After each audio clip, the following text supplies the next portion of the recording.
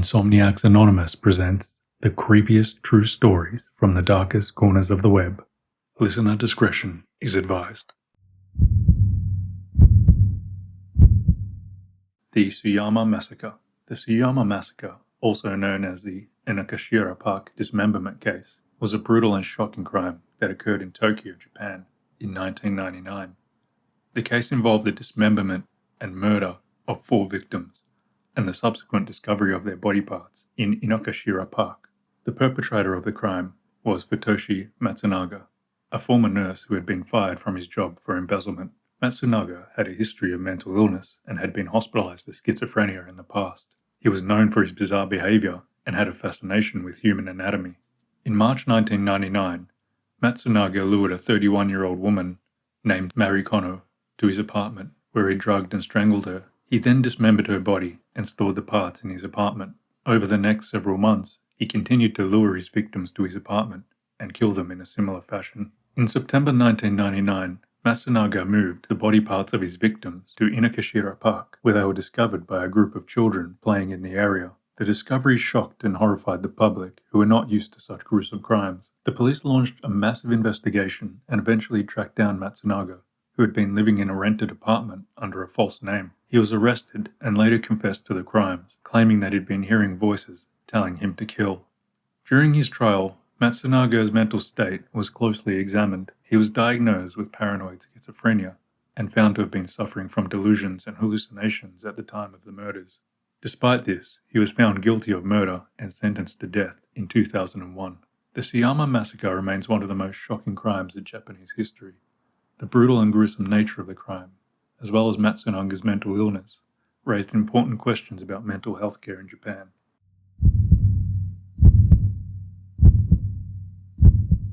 The Setagaya family murders. The Setagaya family murders is a tragic and unsolved case that occurred in Setagaya, Tokyo, in 2000. The case involved the brutal murder of a family of 4 in their home and remains one of the most perplexing and haunting unsolved cases in Japanese history. On December 30th, 2000, a neighbor noticed that the lights in the Miyazawa family's home had been left on for an unusually long time. When the neighbor went to investigate, they found the front door unlocked and the family's bodies inside. The father, Mikio, had been bludgeoned to death with a baseball bat, while his wife, Yasuko, and their 2 children, Nina and Rei, had been strangled. Despite an extensive investigation and numerous leads, the case remains unsolved to this day. The police have interviewed over 7,000 people and conducted countless forensic tests, but have been unable to identify a suspect or determine a motive for the crime. The Setagaya family murders have captured the public's imagination and become the subject of much speculation and discussion in Japan. The brutal and senseless nature of the crime, as well as the fact that it remains unsolved, have left many people feeling frustrated and haunted. Over the years, several theories have emerged about who may have committed the murders. Some speculated that it was a random act of violence, while others have suggested that it was a targeted attack. Many theories have even linked the case to organized crime or a disgruntled former employee. Despite the lack of progress in the case, the Miyazawa family remains in the hearts and minds of the Japanese public. The case has served as a reminder of the fragility of life and the need for justice, and has sparked important discussions about crime and punishment in Japan. In the years since the Setagaya family murders, the Japanese government has implemented a number of measures to improve public safety and reduce crime, including increasing police presence and implementing more advanced forensic techniques. While these measures have helped reduce crime in Japan, the Setagaya family murders remain an open wound, a stark reminder of the horror that can occur when violence strikes close to home.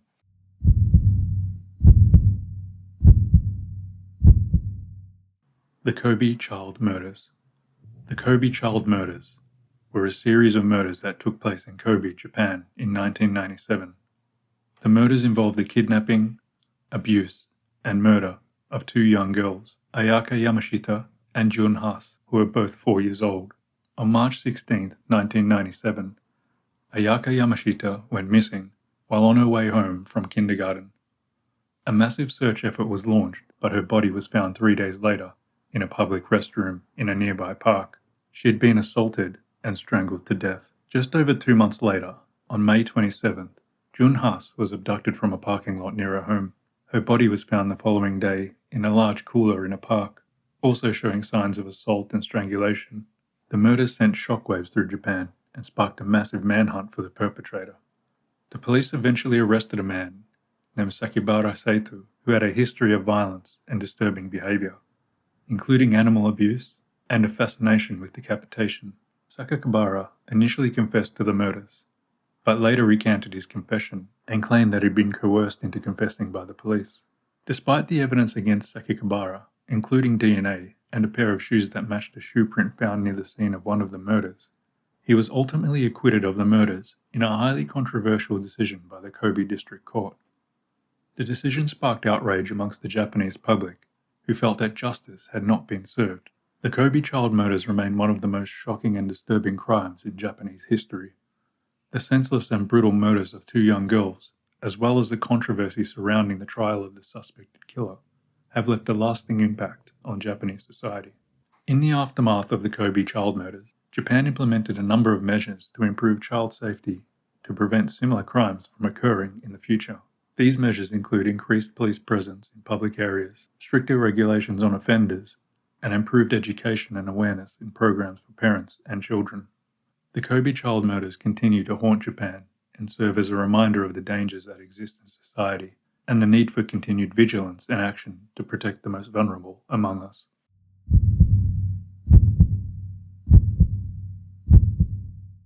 The Sagamihara Massacre. The Sagamihara Massacre was a heinous crime that occurred on July 26, 2016, at a care facility for the disabled in Sagamihara, Japan.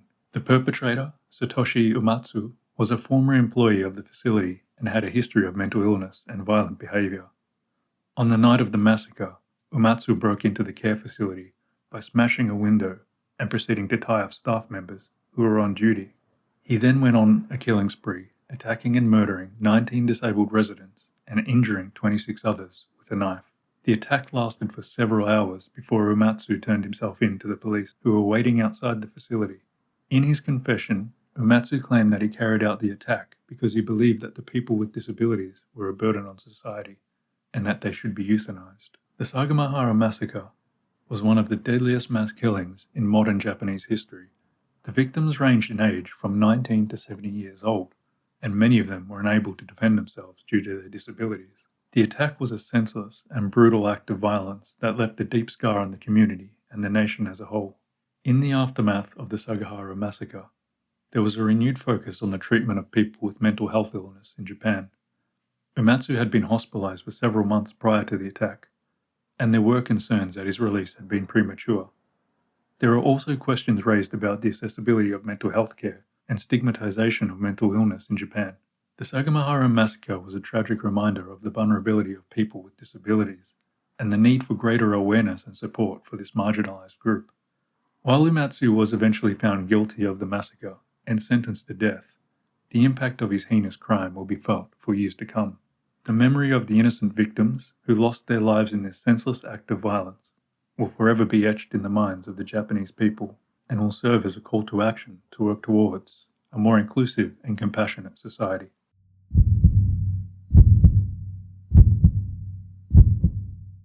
The Twitter Killer. Takehiro Shirahishi, also known as the Twitter Killer, is a Japanese serial killer who murdered and dismembered 9 people in Zama, Kanagawa Prefecture, between August and October 2017. The case shocked Japan and brought attention to the issue of suicide in the country. Shiraishi was born in 1990 and grew up in a suburb of Tokyo. He dropped out of high school and had difficulty finding stable employment. In 2017, he moved to Zama and began working at a grocery store. It was during this time he began using Twitter to reach out to people who were contemplating suicide. Shiraishi's modus operandi was to offer help to those people, but then kill them. He would lure his victims to his apartment, where he would strangle them and then dismember their bodies. He then stored the body parts in coolers and other containers in his apartment. The killings came to light when a 23-year-old woman who had gone missing was traced to Shiraishi's apartment. When the police arrived, they found 9 dismembered bodies. Shiraishi was arrested and later admitted to the killings. During his trial, Shiraishi expressed remorse for his actions and said that he had wanted to help his victims by ending their suffering. However, he also showed a lack of empathy and seemed to be detached from the gravity of his crimes. The case had a profound impact on Japan, where suicide is a major social issue. Shiraishi's actions were seen as an extreme example of the societal pressure and lack of support that led many people to consider suicide. The case also raised concerns about the potential dangers of social media and the need for better mental health services. Shiraishi was found guilty of murder and sentenced to death in December 2020. The case continues to be a topic of discussion in Japan, where it has sparked debates about the death penalty and the need for better support for those struggling with mental health issues.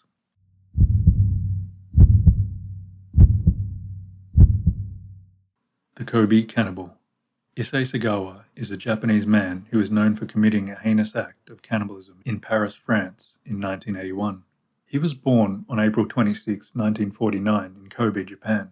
He was the youngest of three brothers. Sagawa grew up in a wealthy family and his parents were strict and demanding.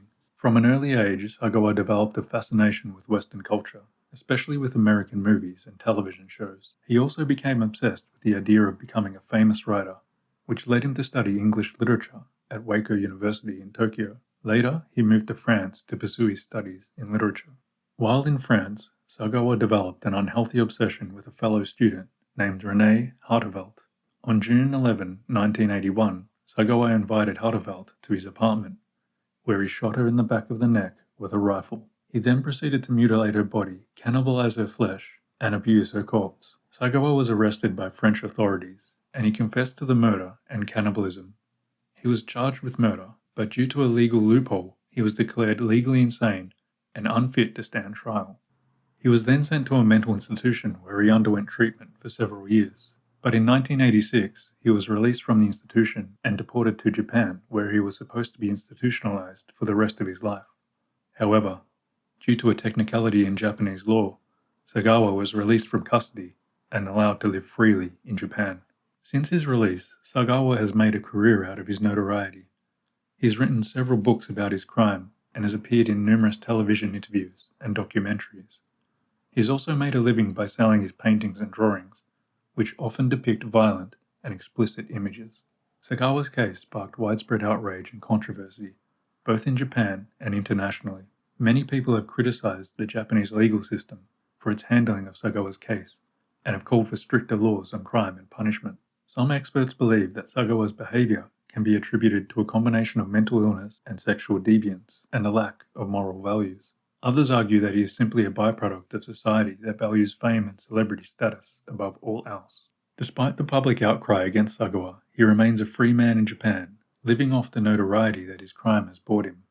His case continues to fascinate and disturb people all around the world, and it serves as a stark reminder of the destructive power of human obsession and violence. Sagawa's case also highlights the cultural differences in the perception of mental illness and the treatment of criminals between Japan and Western countries.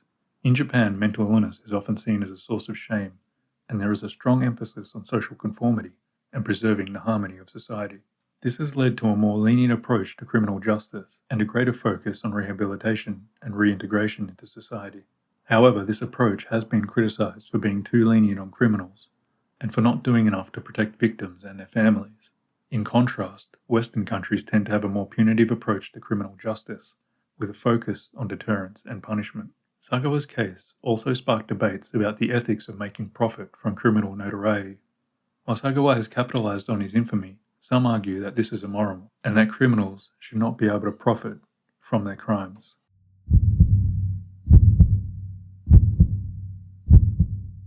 Well, that's it for this episode. I look forward to your company next time.